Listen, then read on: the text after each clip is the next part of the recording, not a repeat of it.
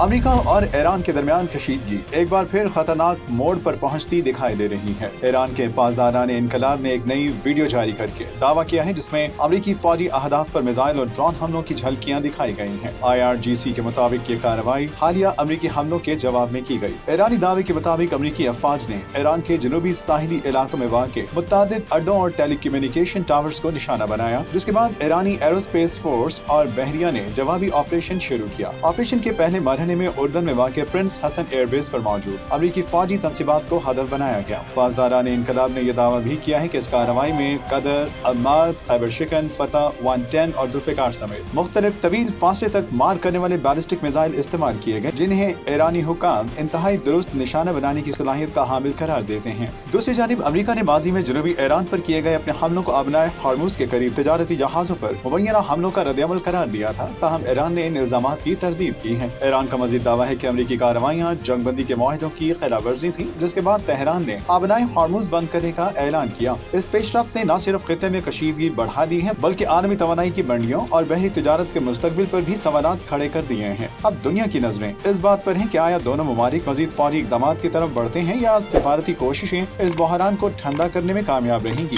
आने वाले दिन मशरिक़ वुस्ता ही नहीं बल्कि आलमी अमन के लिए भी इंतहाई अहम साबित हो सकते हैं।